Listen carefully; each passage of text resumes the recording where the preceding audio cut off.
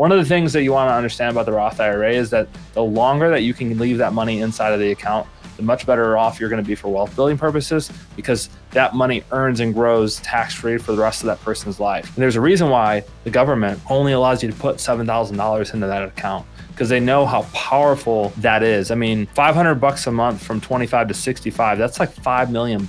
And so the Roth IRA is a super powerful account, and we can also use it for college education.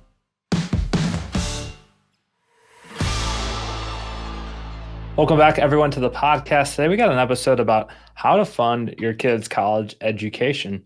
And this comes from a lot of coaching calls, a lot of consulting calls with clients about how they can save for their kids' college the most tax efficient way, the most efficient way for wealth building, and what are some of the options that they have, really. And we just wrapped up our last tax strategy boot camp, had over 50 real estate investors sign up and get some good tax strategies. And the thought of kids' college came up a lot. And we're going to dive into that as a parent. How can you find the right way to save for your kids' education based on your facts and scenarios? Because there's a lot of financial influencers or gurus or people out there that might recommend one thing or another. You know, the 529 is better than a Roth IRA. The Roth IRA is better than a taxable brokerage account. Where I see it being beneficial is that they all sort of tie in and that they play into your own wealth building plan, right? So one is not always better than the other, but I'm going to give you guys and break down the pros and cons of each one and which one you might be able to use. Now, the most common one has to be above and beyond all else is the regular 529 plan. So the 529 plan have been around for a long time to be able to save for kids' college. The 529 plan, it's important to note that these are state-specific plans. So you might have a California plan, an Illinois plan, Georgia plan, et cetera. So these are going to be state-specific education plans. Now, it's important to note that they do not qualify for a federal tax deduction. Some states, they do allow a tax deduction for. Some states even allow you a dollar-for-dollar tax credit. I think it's Kansas. Some states even allow you a dollar-for-dollar tax credit for what you put into the 529 plan. So no federal tax deduction, although they do offer a state tax deduction in certain states. So that's really nice.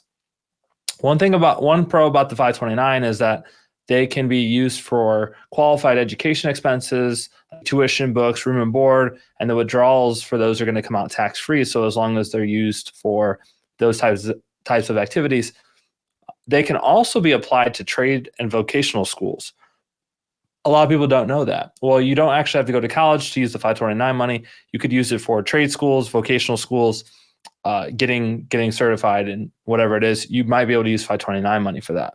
Now, I would say another pro to the 529 is that you can transfer it to other kids. So let's say you have an oldest kid, you have a younger kid, you have a kid that's younger than them, and they don't use all their 529 money. You actually can transfer it down to other kids, which I find that's interesting.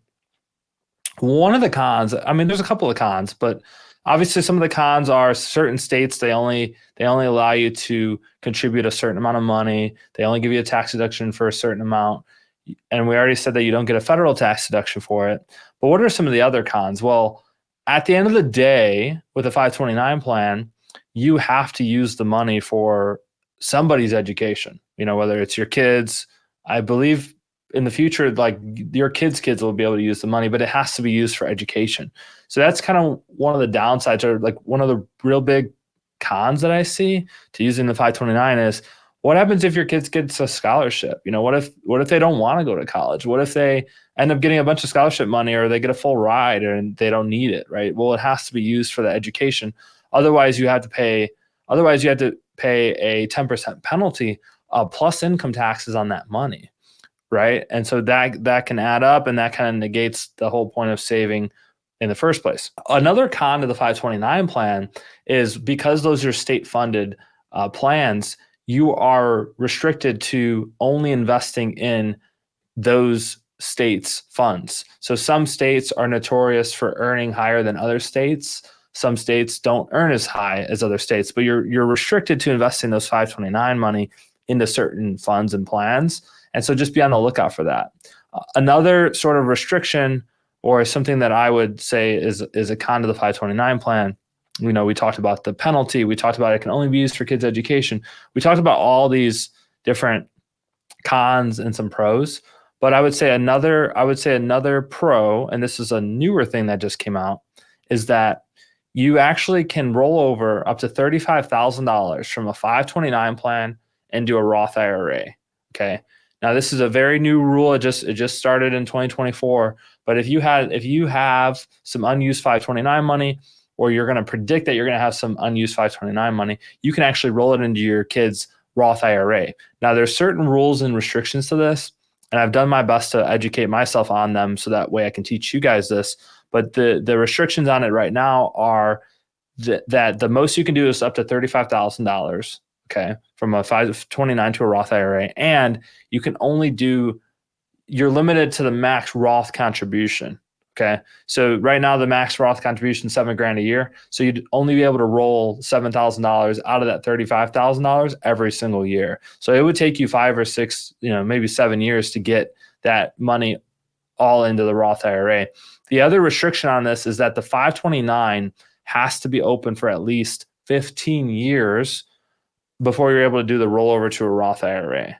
Okay. So that might be a warning sign, and we always recommend this on the Roth IRA side, but the sooner that you can get the account open, the better. So that's going to go for the Roth IRA, that's going to go for the 529. Like the sooner that you can open up your account, the better, because it kind of starts that time clock for all these rules. So that pretty much summarizes the 529 plan. A lot of pros and cons. I think you're not smart to just do the 529. I also don't think you're smart to not do the 529 plan, right? So there's gives and take. And what I'm here to do today is to just tell everybody about all their different types of kids education options. So the second one, which I don't see a lot of people talk about, is using a Roth IRA to fund kids' college. So you can use a Roth IRA, you can contribute to your kids' Roth IRA, whether let's say they have a part-time job when they're young, or they're in their teenage years, or maybe you put them on payroll. That's a strategy that we like to do for people who own rental properties or own small businesses, is put your kid on payroll. One of the major pros of a Roth IRA is that those assets they're not considered assets for FAFSA, which means the Roth IRA money is not going to hurt your child's financial aid eligibility like some other savings accounts will. So keep that in mind. The Roth IRA, another pro to having a Roth IRA is that, remember, they can always withdraw the contributions tax and penalty free at any time. And then they can withdraw up to $10,000 of earnings as long as it's used for education expenses. Okay, so if they put in $20,000 and that $20,000 grows into $30,000 and it's qualified distribution, that comes out tax free. The pro of a Roth IRA to the 529 plan would be that the Roth IRA, you can have that with Vanguard, Charles Schwab, TD Ameritrade, Morgan Stanley. So it's not limiting your investment options or your range of options like the 529 is. Remember, because with the 529, you can only invest the 529. You can only invest the 529 with those state programs. So you're limited to what you're able to invest in, and that's not the case with the Roth IRA. Now, of course, there are some cons to the Roth IRA, right? We talked about the income. We talked about the contribution limit each year, $7,000, right? The income limit, right? Your kid has to earn earned income, whether it's through a school job or they are employed by you. They have to have earned income in order to contribute, right? So there are some income restrictions. But the Roth IRA does allow some flexibility, and the best flexibility, in my opinion, is the fact that they don't have to use the money for education expenses. They can use the money for whatever they want, and they're not required to use the money for education. Maybe they do let it earn and grow tax-free within the Roth IRA, because one of the things that you want to understand about the Roth IRA is that the longer that you can leave that money inside of the account, the much better off you're going to be for wealth building purposes, because that money earns and grows tax-free for the rest of that person's life.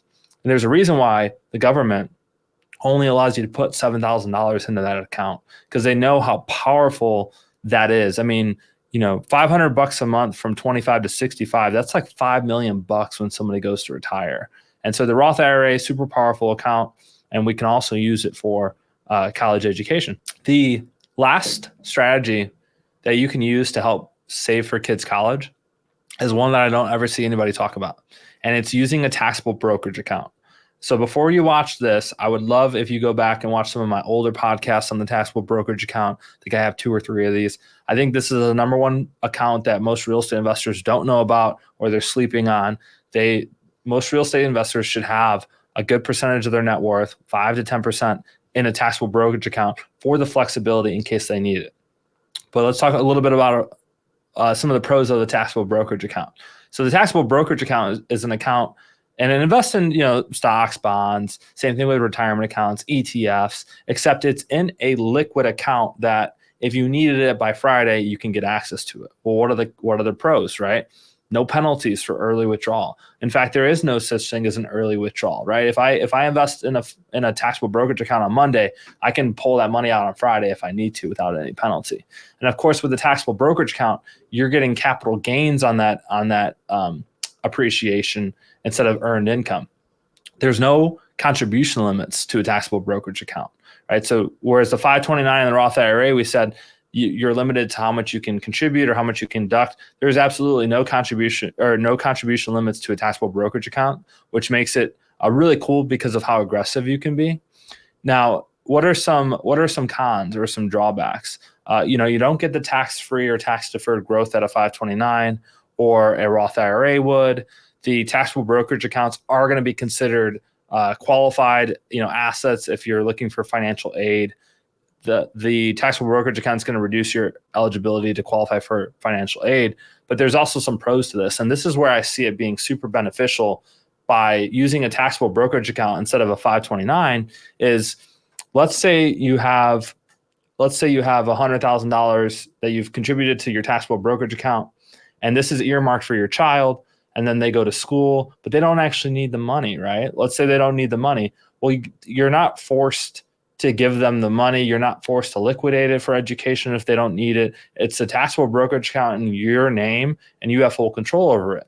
So if they don't need it for college, there's nothing in writing or no law that says that you have to give them the money. It's not like an UTMA, Uniform Transfers to Minors Act, where they have to get the money.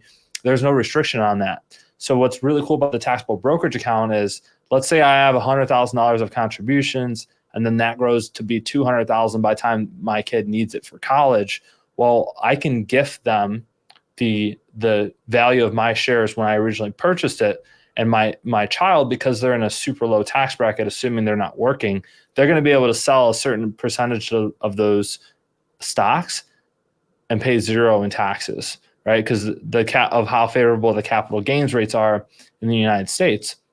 So this taxable brokerage account, I think it's one of the most flexible options in terms of saving for kids' retirement, because at the end of the day, if they don't end up needing it, or they don't end up going to school, or they don't need all that money, with the taxable brokerage account, there's nothing that says that they need the money. They need to receive the money or get the money. It's still in your name at the end of the day.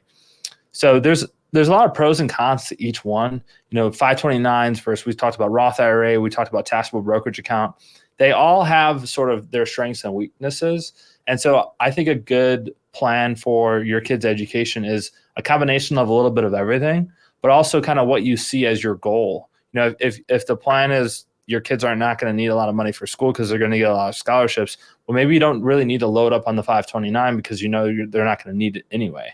Maybe you start investing and saving within a taxable brokerage account.